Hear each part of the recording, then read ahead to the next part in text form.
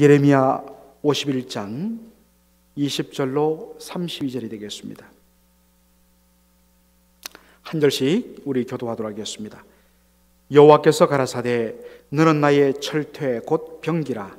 내가 너로 열방을 파하며 너로 국가들을 멸하며 내가 너로 말과 그 탄자를 부수며 너로 병거와 그 탄자를 부수며 너로 남자와 여자를 부수며 너로 노년과 유년을 부수며 너로 청년과 처녀를 부수며 너로 목자와 그 양떼를 부수며 너로 농부와 그 멍에 소를 부수며 너로 방백들과 두령들을 부수리로다. 그들이 너희 목전에 시온에서 모든 악을 행한 대로 내가 바벨론과 갈대아 모든 거민에게 갚으리라. 여호와의 말이니라. 나 여호와가 말하노라. 온 세계를 멸한 멸망의 산아 보라. 나는 내 대적이라. 나의 손을 내 위에 펴서 너를 바위 위에서 굴리고 너로 불탄 산이 되게 할 것이니 사람이 내게서 짐 모퉁이 돌이나 기초돌을 취하지 아니할 것이요 너는 영영이 황무지가 될 것이라. 여호와의 말이니라. 땅에 길을 세우며 열방 중에 나팔을 불어서 열국을 예비시켜 그를 치며 아라랏과 민니와 아스그나스 나라를 불러 모아 그를 치며 대장을 세우고 그를 치되 사나운 황충같이 그 말들을 몰아오게 하리라. 열국 곧 메대인의 왕들과 그 방백들과 그 모든 두령과 그 관할하는 모든 땅을 예비시켜 그를 치게 하라. 땅이 진동하며 고통하나니 이는 나 여호와가 바벨론을 쳐서 그 땅으로 황무하여 거민이 없게 할 경령이 썼음이라. 바벨론의 용사는 싸움을 거치고 그 요새에 머무르나 기력이 쇠하여 여인같이 되며 그 거처는 불타고 그 문빗장은 부러졌으며 보발꾼이 달려 만나고 사자가 달려 만나서 바벨론 왕에게 고하기를 그 성읍 사방이 함락되었으며, 다 같이 읽겠습니다. 모든 나루는 빼앗겼으며 갈밭이 불탔으며 군사들이 두려워하더이다 하리라. 아멘.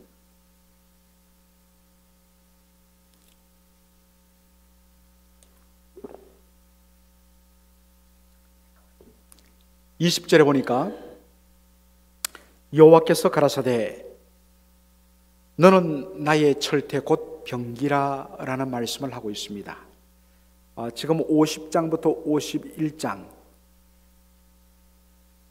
막 예루살렘이 무너지고 그 무너뜨린 그리고 수많은 예루살렘 거민들을 포로로 끌려간 바벨론은 세계 최강대국으로 우뚝 선 바로 그 시점에서 하나님께서 50장 51장을 거쳐서 아주 길게 바벨론의 죄악과 그리고 바벨론의 심판에 대해서 거듭거듭 말씀하고 있는 장면입니다.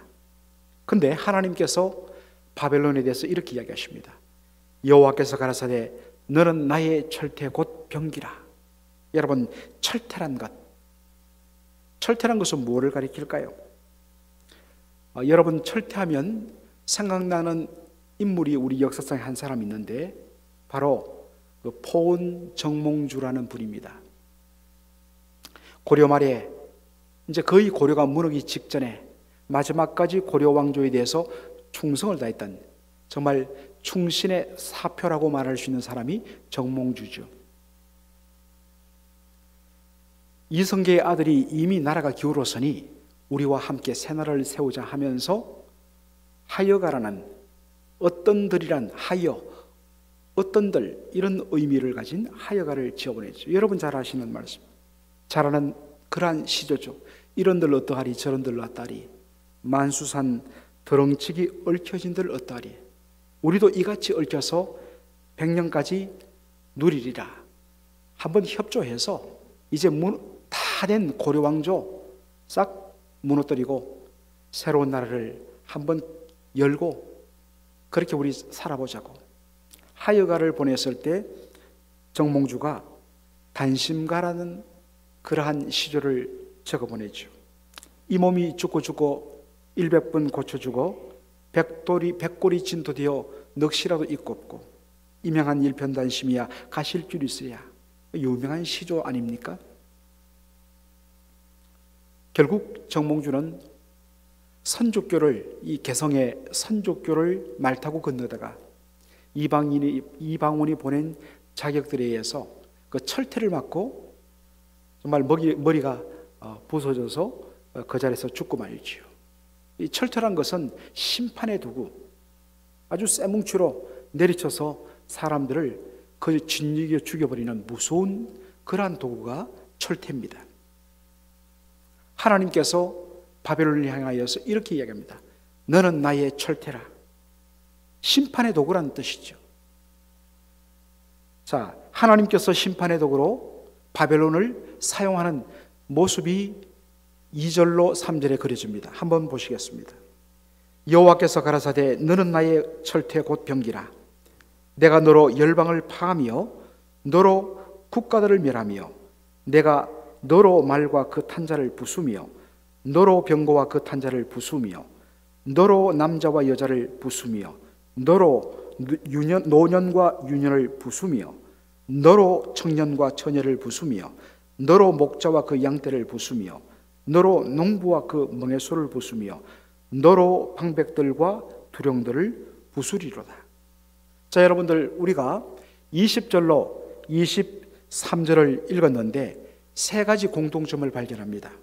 첫째는 심판의 주체로서 내가라는 주어가 10번이 반복됩니다. 우리가 지금 읽었는데 내가란 말은 한 번밖에 안 나오던데요. 예, 하도 내가란 말이 많이 나오니까 우리 한글 성경에서는 한 번으로 그냥 생략을 해버렸습니다. 그런데 영어 성경을 보거나 원어 성경을 보면 내가라는 주어가 10번 반복됩니다. 10번 반복됩니다. 이스라엘뿐만 아니라 이 주변 열방에 대한 심판의 주체는 나 여호와다, 내가 라고 10번이나 반복합니다. 그리고 둘째로는 또 10번 반복되는 표현이 있죠. 무엇입니까? 너희로, 너로, 영어로 말하면 with you, with you, with you, with you 10번이나 반복됩니다. 내가 너로, 너 바벨론을 with 가지고 내가 너를 붙잡고 너를 사용하여, 이런 뜻입니다. 심판의 주체가 하나님이라면 하나님의 심판의 수단, 도구는 너 바벨론이라는 것입니다. 내가 너를 사용해서 그렇게 심판했다는 뜻입니다. 그리고 셋째는 하나님의 심판의 행위로서 부수다라는 동사가 9번 나오고 그 다음에 destroy, 파멸시키다라는 말이 한 번 나옵니다. 단어만 다를 뿐 똑같은 의미를 가진 말입니다. 10번 반복됩니다.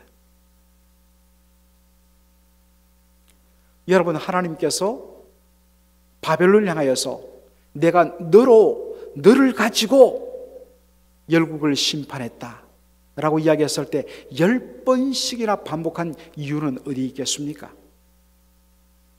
여러분, 우리가 아다시피 우리가 말을 할 때도 강조할 때는 2번 이상 반복합니다.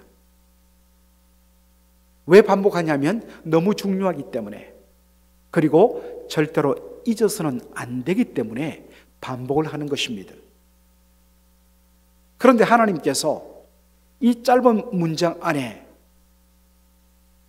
내가란 말과 그리고 하나님의 심판의 수단으로서도 with you, 너 바벨론을 내가 사용하여 가지고란 말, 이것을 10번 이상 10번씩이나 반복했다는 이유는, 의도는 어디에 있겠습니까? 절대로 이래서는 안 된다는 것입니다. 바벨론, 너는 기억할 것이 있다. 너는 역사의 주체가 아니다. 역사의 주인이며 이 역사를 주관하는 주체는 나 여호와, 오직 하나님 한 분뿐이라는 것입니다. 그럼 바벨론, 너는 뭐냐? 기억해라. 너는 내 손에 들린 철퇴요 심판의 도구다. 내가 이 역할을 네가 감당하도록 하기 위해서 너에게 강대함과 힘과 권세를 주었다. 바로 이 하나님께서 그를 사용하시는 목적에 부합하게 쓰임받을 때에 비로소 바벨론은 하나님의 심판의 도구로서 가치가 있는 것입니다.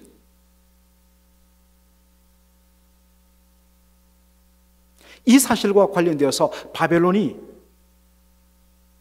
절대로 잊어서는 안 될 그것을 보여주는 좋은 케이스가 누구냐? 바로 바벨론 이전에 그 모든 세계를 지배했던 아수르였습니다. 세계 역사에서는 아시리아라고도 불리지요. 아수르는 바벨론 이전에, 바로 바벨론 직전에 그 지역 모든 세계를 완전히 지배했던 세계 최강대국이었습니다. 메소포타미아가 무너졌고, 그리고 시리아 아람이 무너졌고, 그리고 동쪽으로 아라비아가 온전히 지배되었고, 그리고 남쪽으로 북왕국 이스라엘이 아수르에 의해서 완전히 무너져 버렸습니다.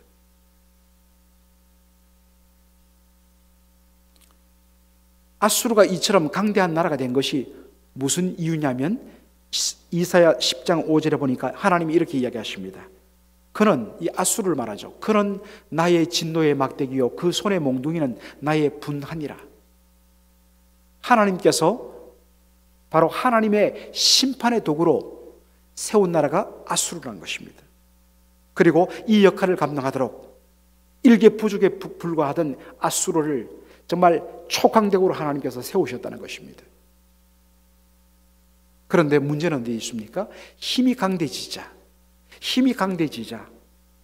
아수르는 자신이 누구인지, 왜 자기에게 이런 힘이 주어졌는지를 망각하고 교만에 빠집니다. 그것을 보여주는 것이 이사야 10장 13절 14절 말씀입니다.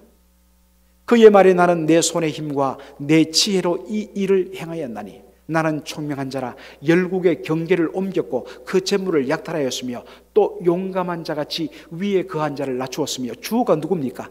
나라는 것입니다. 나 아수르가 나의 지혜, 나의 총명, 나의 힘과 능력을 가지고 내가 원하는 대로 열방의 경계, 국경을 없앴다는 것입니다. 그리고 그 나라의 모든 것들을 다 가지고 왔다. 그 다음 14절 또 이야기합니다. 나의 손으로 열국의 재물을 얻은 것은 새의 보금자리를 얻음 같고 온 세계를 얻은 것은 내어버린 알을 주움 같았으나 날개를 치거나 입을 벌리거나 지저귀는 것이 하나도 없었다.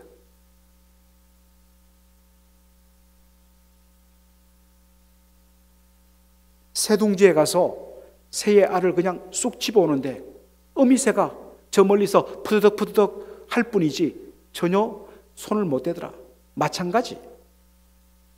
나의 힘을 가지고 주변 나라를 완전히 초토화시키는데 그 누구도 나의 이러한 위세에 대해서 감히 저항하지 못했다. 내가 세계의 주인이고 역사의 주체다라고 스스로 자부했다는 것입니다.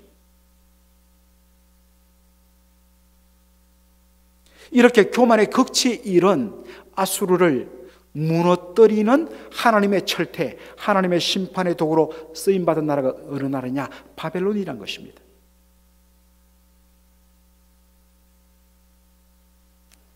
그래서 바벨론이 바로 니느웨를 주전 612년에 무너뜨리고 605년에는 마지막 남은 그들의 최후의 보루 갈그미스 전투에서 완전히 아수르의 남은 잔당들을 썰어버리고 세계를 통일해버립니다. 그리고 그 세력을 밑으로 몰아갔고 밑에 아람 나라, 그리고 남은 이 남왕국 유다, 그리고 남쪽에 있는 애굽의 일부분까지 완전히 초토화시키고 정벌합니다. 그래서 아수르를 이어서 두 번째 세계 최강대국으로 일어난 나라가 바로 바벨론입니다.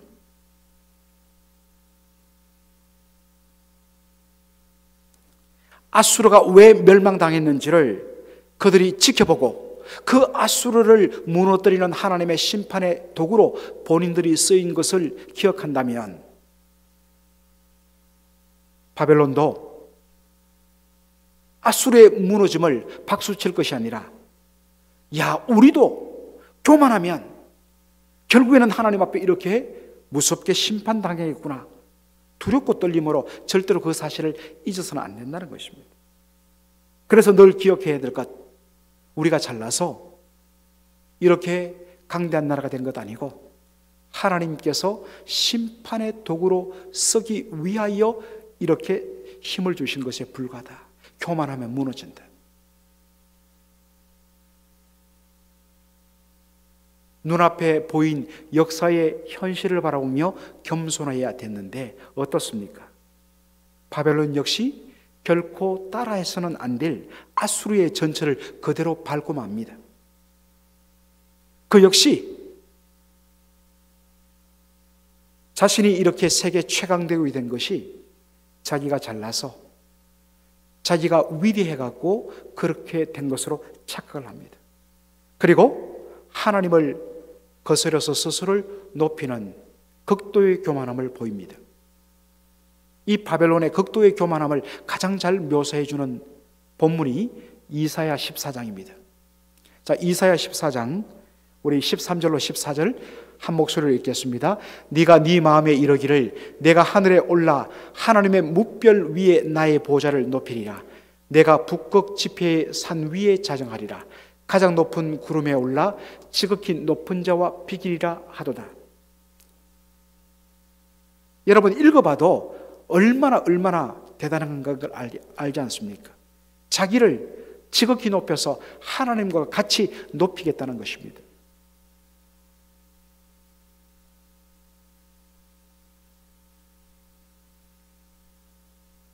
실제로 바벨론 왕 느부갓네살은 자기를 신처럼 그렇게 높였습니다. 여러분들 다니엘서 3장을 보면 그 내용이 잘 나오죠.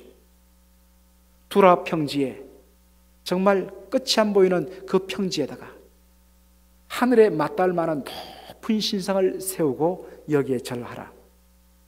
만일 이 신상에 절하지 않으면 내가 모든 사람들을 풀무불에 던져 태워 죽이겠다, 그렇게 공포합니다. 왜 그랬을까요?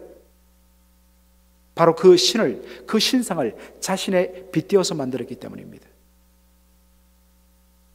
그 신상을 통하여 나를 섬기라는 것이죠. 그런데 이 일에 대해서 목숨을 걸고 저항했던 세 사람이 있죠. 사드락과 메삭과 아벳느고, 이 다니엘의 세 친구들이죠.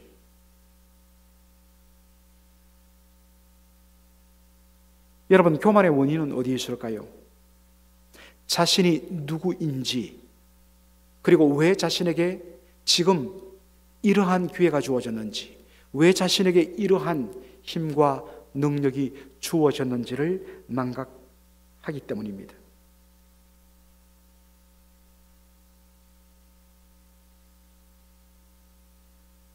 하나님은